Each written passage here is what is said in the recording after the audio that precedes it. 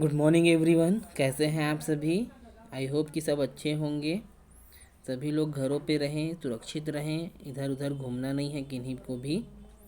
ठीक है बच्चों, चलिए कल की वीडियो में हमने देखा था क्या यूरोप में मानववाद की कैसे जो है वहाँ पे मानवतावाद का उदय हुआ, कैसे कुछ मानववादी जो विद्वान थे उन लोगों ने जो है पुनर्जागरण किया, कैसे उन्होंने प्राचीन धर्म ग्रंथों का अध्ययन किया और उन्हें आधुनिक भाषाओं में जो है अनुवाद करके आम लोगों के लिए जो है उन्होंने दिया।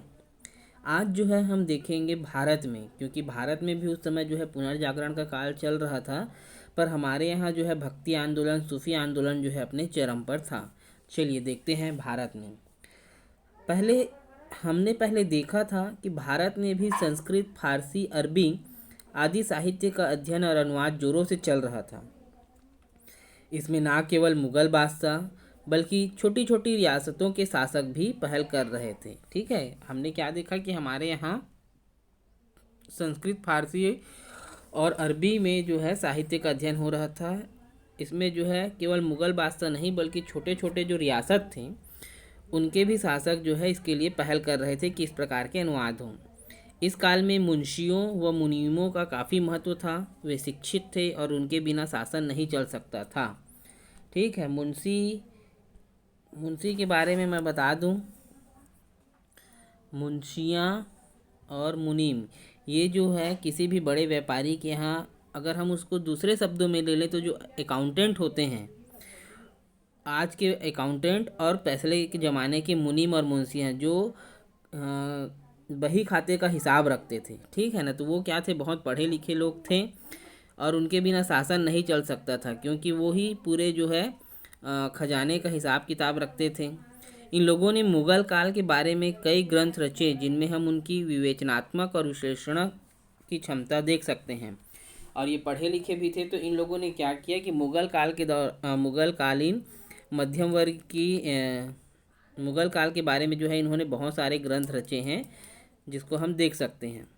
मुगल कालीन मध्यम वर्ग की एक और विशेषता यह थी कि वह मिली जुली संस्कृति का प्रतिनिधित्व करती थी जो भारतीय और मध्य एशियाई तत्वों से बनी थी।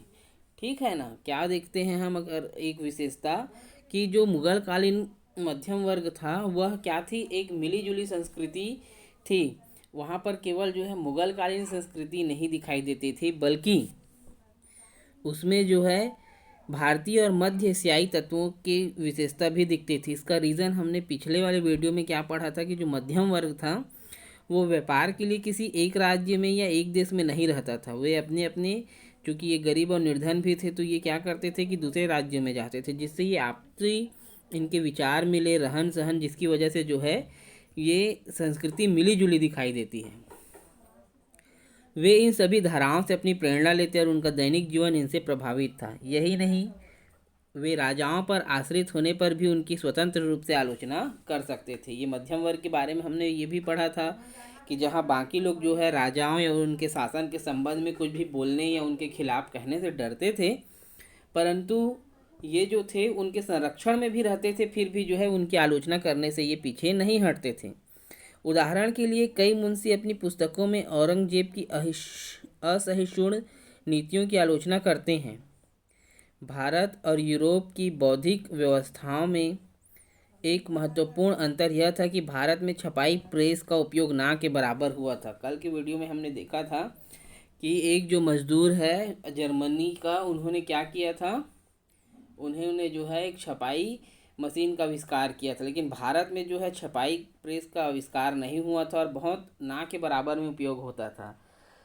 आलोचना के संबंध में जो है यहाँ पर एक उदाहरण मिलता है हमें कि एक मुंशी ने अपनी पुस्तक में औरंगजेब की असहिष्णु, ठीक है बच्चों, असहिष्णु और सहिष्णु, सहिष्णु मतलब होता है सहनशीलता और असहिष्णुता का मतलब होता है असहनशीलता। तो वो असहनशील थे, किन्हीं भी बातों को जो है वो जल्दी स्वीकार नहीं करते थे। मुंशी और मुनीम ये लोग मुगल काल के शासकीय दफ्तरों में तथा व्यापारियों के यहाँ चिट्ठी पत्री लिखना, कानूनी दस्तावेज तैयार करना, हिसाब किताब रखना, घटनाओं का विवरण लिखना आदि महत्वपूर्ण प्रशासनिक काम करते थे। वे विभिन्न देशों की भाषा तथा तौर तरीकों के जानकार भी थे। क्यों? क्योंकि ये दूसरे देशों के साथ इनके व्यापारिक संबंध थे और उनसे पत्र व्यवहार करना, ये सारी चीज़ें जो है इनको आता था। छत्तीसगढ़ में रतनपुर के साहित्यकार गोपाल मिश्र ने अपने व्यंग्यात्मक काव्य खूब तमाशा लगभग सन 1689 में हम उनकी मिली जुली संस्कृति पहचान को देख सकते हैं। इसके शीर्षक के दोनों शब्द फारसी मूल के हैं। ठीक है, जो गोपाल मिश्र जी हैं छत्तीसगढ़ रतनपुर के साहित्यकार, उनकी जो फेमस किताब है खूब तमाशा, उसमें जो है हम मिली जुली संस्कृति को देख सकते हैं। चलिए देखते हैं कला और कला बोध का एक नया दौर 6.2.3। ठीक है, सन 1300 के बाद भारत सहित कई देशों में कला की एक नई लहर चली। ठीक है, क्या हुआ? 1300 के बाद भारत सहित कई देशों में जो है कला की नई लहर चली। भारत में सबसे महत्वपूर्ण असर वास्तुकला पर देखा जा सकता है। तुर्कों के आगमन से कई नई तकनीकों जैसे भवन निर्माण में मेहराब और गुंबद का व्यापक उपयोग होने लगा। ये तकनीक मूलतः प्राचीन यूनान और रोम से विकसित हुई थी। ठीक है, 1300 के बाद जो है क्या होने लगा कि नई नई जो है कलाओं का विकास हुआ। भारत में जो है इसका असर सबसे ज़्यादा जो है वास्तुकला पर पड़ा। तुर्कों के आगमन के साथ ही भवन निर्माण में मेहराब और गुंबद का व्यापक उपयोग होने लगा। ये तकनीक मूलतः प्राचीन यूनान और रोम में विकसित हुई। जब इनका इस्लामी देशों में उपयोग हुआ तो इन्हें एक नया स्वरूप मिला जो इस्लामी धार्मिक सोच को प्रकट करता था। ठीक है, क्या हुआ? जब इनका उपयोग हुआ तो इनमें एक नया स्वरूप मिला जो इस्लामी सोच को प्रकट करता था। जब इस्लामी गुंबद और मेहराब भारत में बनाए जाने लगे तो इनका मेल जोल पूर्व मध्यकालीन मंदिर वास्तुकला के तरीकों के साथ हुआ। ठीक है, जैसे जैसे भारत में मेहराब और गुंबद बनाने का कार्य जो है बढ़ा तो इनका मेल जो है पूर्व मध्यकालीन मंदिर के वास्तुकला के साथ हुआ। फलस्वरूप एक नई मध्यकालीन भारतीय वास्तुकला विकसित हुई जिसे हिंदू और मुसलमान दोनों शासकों ने अपनाया। ठीक है, इस प्रकार हम देखते हैं कि जो वास्तुकला थी वह आपस में मिलकर जो है एक नई कला के रूप में प्रकट हो रही थी जिसे भारतीयों और मुगलों दोनों शासकों ने अपनाया। यहाँ नीचे इस परिवर्तन के कुछ उदाहरण दिए हैं जिनकी मदद से हम इस बात को समझ सकते हैं। अगर आप चित्र 6.3 को देखते हैं जो कि एक यूनानी मंदिर है। ठीक है, देखिए 6.3 जो यूनानी मंदिर है दिख रहा है आपको? ये देखिए, यूनानी मंदिरों में छत का वजन उठाने के लिए खंभों का उपयोग किया जाता था। भारतीय मंदिरों में भी खंभे और आड़ी बीम छतों का वजन ढोने का काम करती थी। ठीक है, ये यूनानी मंदिर है। ये देखिए, ये खंभों के द्वारा जो है वजन को ढोने के लिए या बैलेंस करने के लिए हमारे यहाँ भी मंदिरों में जो है इस प्रकार जो है वजन को सहने के लिए जो है इसका उपयोग किया जाता था। ठीक है, ये देखिए सन 1054 में बना खजुराहो का कंदरिया महादेव का मंदिर है ये। ठीक है बच्चों, मध्यकालीन भारतीय मंदिरों में केवल खंभों व बीमों का उपयोग करते हुए अति विशाल और ऊंचे भवन का निर्माण किया गया।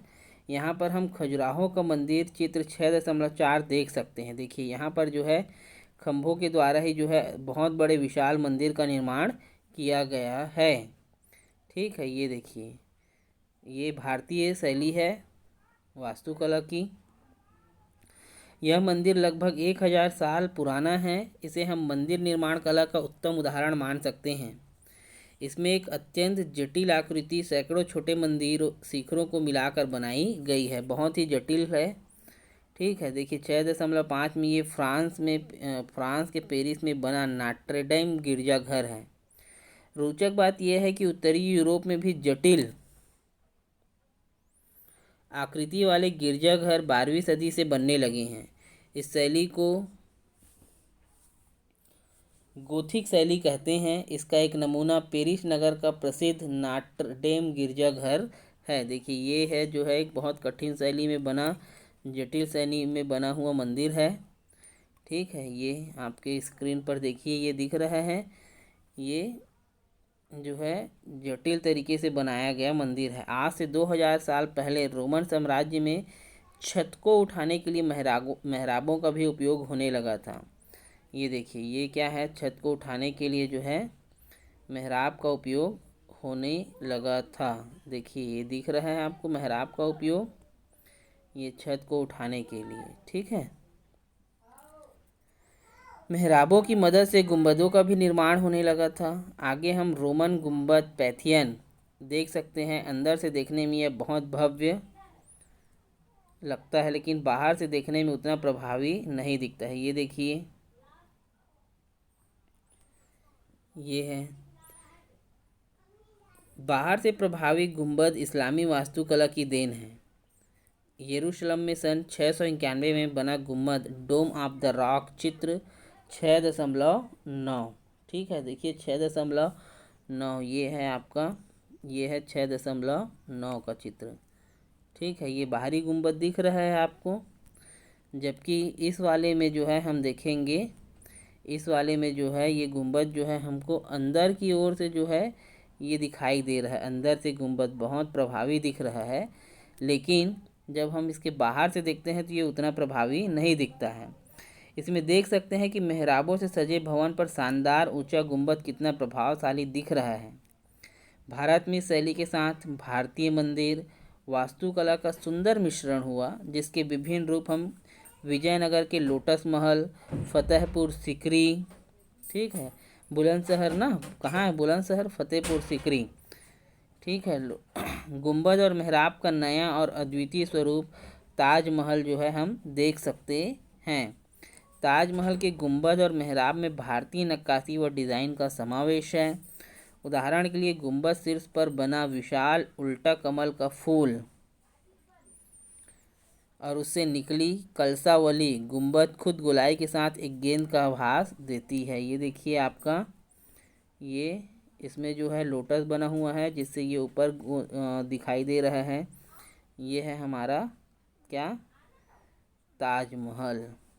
ठीक है ना, ये क्या है हमारा ताजमहल। इस तरह हम देखते हैं कि जिस गुंबद और मेहराब का उपयोग रोमन साम्राज्य ने प्राचीन काल में किया था, जिसे मध्यकालीन पश्चिमी यूरोप में भुला दिया गया था, उनका इस्लामी देशों और भारत में भरपूर उपयोग किया गया। यही नहीं, उसे एक नया रूप दिया गया। जब इटली में 14वीं सदी में फिर से प्राचीन यूनानी और रोमन संस्कृति में रुचि जगी, तो वहाँ के वास्तुशिल्पियों ने मेहराब और गुंबद का उपयोग फिर से शुरू किया। इसमें उन्होंने गुंबद और मेहराब के उस स्वरूप को अपना आधार बनाया जिसे इस्लामी वास्तुशिल्प ने विकसित किया था। ठीक है, बाद में जो है पश्चिमी यूरोप में जो है इसको भुला दिया गया था, परंतु इस्लामी देशों और भारत में इस कला का जो है भरपूर उपयोग किया गया। यही नहीं, उसे एक नया स्वरूप भी प्रदान किया गया। इटली में 14वीं शताब्दी में फिर से जो प्राचीन यूनानी रोमन संस्कृति है, उन्होंने जो है इस वास्तुकला और मेहराब का उपयोग करना प्रारंभ किया। इटली के प्रसिद्ध कलाकार माइकल एंजेलो ने सन 1547 में सेंट पीटर के मकबरे की कल्पना की, तो उसने यूनानी मंदिर, रोमन गुंबद तथा इस्लामी गुंबदों से प्रेरणा ली। ठीक है, जो प्रसिद्ध कलाकार माइकल एंजेलो ने क्या किया, 1547 में जो सेंट पीटर, ये है आपका रोम का जो मकबरा है, ये है क्या अपना सेंट पीटर, इसने जब इसकी कल्पना की तो इन्होंने किससे किससे ली, यूनानी मंदिर, रोमन गुंबद और इस्लामी गुंबदों से प्रेरणा ली। ठीक है, इस तरह की वास्तुशैली जिसमें ऊंचे यूनानी खंभों, देखिए ये खंभा दिख रहा है आपको, ये खंभे दिख रहे हैं, मेहराब और ये गुंबद का उपयोग किया जाता है। ठीक है, इसे क्या कहते हैं, इसको कहते हैं क्लासिकल शैली या शास्त्रीय शैली कहा जाता है। क्या कहते हैं इसको, क्लासिकल शैली या शास्त्रीय शैली कहा जाता है। इस शैली का प्रचलन क्या है, आज भी है। तो बच्चों ये था, हम देखते हैं क्या कि वास्तुकला में परिवर्तन, कि जैसे जैसे हम आगे बढ़ते गए, एक दूसरे की संस्कृति से मिलते गए और नई नई वास्तुकला हमारे पास सामने आई। जब दो संस्कृतियों के मिलने से, उनकी वास्तुकला के मिलने से एक तीसरी कला विकसित हुई। ठीक है, आगे हम देखेंगे चित्रकला और मूर्तिकला। ठीक है बच्चों, कोई डाउट होगा तो ज़रूर पूछेंगे। Thank you.